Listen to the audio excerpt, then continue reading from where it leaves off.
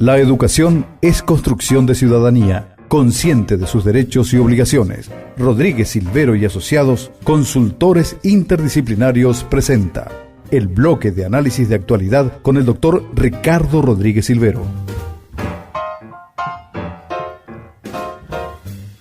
Doctor Rodríguez Silvero, muy buenos días. Muy buen día. Buenas tardes ya, ¿no? Ya sí. Bueno, para nosotros buen día no comimos todavía, pero no, realmente buen provecho para usted. Siendo hasta que oscurece también. A la audiencia también mis mejores saludos. Cuéntenos, doctor, ¿cuál es el centro de su análisis en esta columna de hoy? En esta semana vale la pena echar los reflectores encima de en qué medida se cumple una ley de la nación en la práctica. Es importante señalar eso porque de repente nos pasamos mucho tiempo, muchos meses, presentando un anteproyecto de ley, por ejemplo, y discutimos y hacemos cabildeos, o sea, hacemos lobby. En el Congreso Nacional hablamos con algunos diputados, después con algunos senadores y viceversa. En torno a un artículo o a dos artículos de una ley, depende mucho del momento en el que uno esté inserto en el quehacer diario, ¿verdad? Ahora, por ejemplo, se está hablando muchísimo de la ley de responsabilidad fiscal, así como hace algunas semanas se hablaba muchísimo del IRAGRO, ¿verdad? Bueno, en este caso, en el orden del día de las deliberaciones del Congreso Nacional y de los técnicos de Hacienda, se está poniendo mucho énfasis en la necesidad de que por ley se establezcan topes al presupuesto público en materia de gastos corrientes, por ejemplo, estableciendo un porcentaje de aumento máximo de gastos corrientes por encima de la inflación cada año. La inflación medida en términos del índice de precios al consumidor del Banco Central, porque realmente no tenemos otro cálculo de inflación que no sea el IPC, ¿verdad?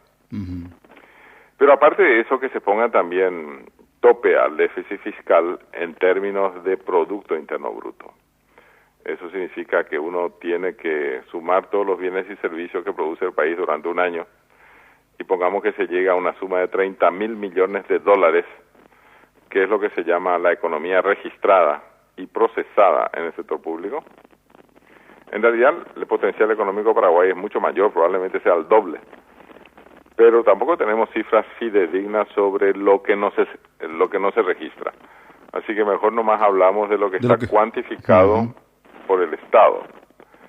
Y estamos estimando que este año el Producto Interno Bruto podría estar alrededor de 30.000 millones de dólares. El Banco Central habla incluso de 33.000 millones de dólares. Pero para usar una cifra didáctica, digamos que el Producto Interno Bruto, el que es procesado en las oficinas públicas, este año llega a 30.000 millones. Y lo ideal es, para establecer responsabilidad fiscal, que haya una ley de la nación que diga, por ejemplo, que el déficit fiscal puede llegar como máximo a un porcentaje X de ese Producto Interno Bruto. Pongamos que el máximo a ser aprobado sea de 2% sobre el Producto Interno Bruto. Eso significa que si tenemos un producto de 30.000 millones como este año 2013, y ese 2% estaría en 600 millones de dólares. Lo que significa que si por ley se establece ese porcentaje máximo de faltante en el presupuesto público, y que ese máximo no debe sobrepasar los 600 millones de dólares. Lo que significa que entonces el Ministerio de Hacienda tiene que arbitrar recursos para que el faltante nunca llegue a ese nivel. Eso puede establecerse por ley de la nación. Es necesario eso, porque resulta que en los últimos años, sobre todo desde el 2010, hemos visto que tanto diputados y senadores prácticamente tiran la casa por la ventana. Es decir, teniendo escasos recursos y no tienen límites ellos en proponer nuevos gastos a realizar. En términos de gastos corrientes, estamos hablando de salarios, jubilaciones, pensiones, útiles de escritorio, parque automotor, combustible, celulares, ese tipo de cosas nomás, ¿no? Gastos, no hablamos de inversiones. Y bueno, son muy generosos diputados y senadores, salvo una honrosa minoría. Es decir, la mayoría está siempre a favor de aumentar a diestra y siniestra los gastos en el presupuesto, pero ellos no se preocupan de ver cómo se va a financiar esos gastos. Y por eso ocurre que de repente no solamente faltan 600 millones de dólares, sino a lo mejor incluso mucho más. Si nos descuidamos, este año va a faltar mucho más. Y también porque diputados y senadores son muy generosos en sus autoasignaciones. Claro, son los únicos que pueden autoasignarse el sueldo, ¿no? Se autoasignan a sí mismo, valga la redundancia, sus remuneraciones ordinarias y extraordinarias. Las ordinarias ya son altísimas, están entre 30 y 60 millones de guaraníes por mes, ¿verdad? Pero si uno incluye todas las liberaciones impositivas que tienen y todos los recursos indirectos que tienen, como por ejemplo asesores y ese tipo de cosas, combustibles, entonces uno llega a sumas mucho mayores todavía. Y si son tan generosos con sus remuneraciones y encima son también generosos con otros gastos corrientes, como útiles de escritorio, parque automotor, combustibles. Asesores, como vemos también ahora en la prensa. Asesores que están de moda. Se gasta mucho. Son miles de asesores. Y es decir, todo lo que sea gasto corriente, teléfono, agua, corriente, electricidad, todo eso, si son muy generosos en eso, lógicamente después falta dinero para todo, ¿verdad? Claro. Pero falta dinero para lo más elemental. Fíjense que en hospitales y clínicas faltan gasas para los heridos, para no poner casos extremos de enfermos de cáncer o de parturientas moribundas que no tienen medicamentos ni siquiera para atenderlas, ¿verdad? Y sin embargo, el Poder Legislativo parece que está en Dinamarca o en Suiza. O sea, ellos legislan como si este no fuera su país. Y por eso que es importante esta ley de responsabilidad fiscal. Claro, está bien entonces acotar, digamos, este inflamiento, digamos, de manera bien grosera del presupuesto, es acotarle a los legisladores. Ahora, garantizar que todo eso, esos recursos que van a quedar disponibles o manejados de manera racional, vayan a inversión social, esta sería otra pata, digamos, de un proyecto parecido a este. Efectivamente, de lo que se trata es de no gastar lo poco que se tiene, y sobre todo no gastar lo que no se tiene, si es que existen tantas necesidades sociales que están desatendidas, ¿verdad? Por eso me parece muy bueno ese propósito del nuevo gobierno, de aumentar el nivel de inversiones, que actualmente está en 20% del Producto Interno Bruto, aumentar a 30 o 40, ¿verdad? Pero para eso hay que detener los gastos. Para eso hay que ponerle freno a diputados y senadores, ¿verdad? Indudablemente, pero sin olvidar, porque estamos hablando hasta el momento de los gastos nomás, sin olvidar los ingresos públicos también, que son importantes. Es responsabilidad del Poder Ejecutivo, por ejemplo, reducir la evasión tributaria, que sigue siendo gigantesca. Es obligación del Ministerio de Hacienda cobrar mejores impuestos, y también es obligación redactar mejor reglamentación, porque hasta el momento las reglamentaciones a veces llegan tarde, a veces dejan mucho que desear, ¿verdad? Es decir, es tanto lo que hay que hacer, que lo mínimo que podríamos exigir es, por ley, responsabilidad fiscal, pero sin olvidarnos de que este es un país en el que la ley se acata pero no se cumple. Es decir, se le da rango constitucional a la ley, es ley de la nación, teóricamente hay que cumplir eso y hacer cumplir, pero después en la práctica no ocurre eso, ¿verdad? Tenemos tantos ejemplos de leyes que existen y que no están siendo cumplidas. Por eso, a pesar de ese énfasis que hemos puesto en este 90% de tiempo que utilizamos para la entrevista, en la necesidad de que exista una ley, también tenemos que ser conscientes de que hay que establecer sanciones por incumplimiento.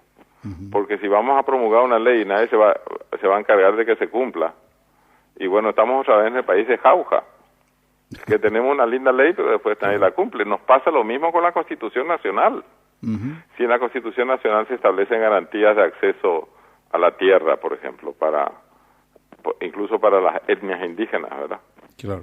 Y bueno, a ver, doctor, se me ocurre entonces, está bien, la ley de responsabilidad fiscal, asumir una responsabilidad política de los legisladores en el manejo de la cosa fiscal, del erario público, pero también se me ocurre, y creo que había por allí planteamientos, de que haya una responsabilidad social también del Estado, ¿no? Efectivamente. ¿Están enganchados ambos conceptos? Ambos conceptos van juntos. Vinculados. Pero no solamente del Estado, responsabilidad social empresarial también.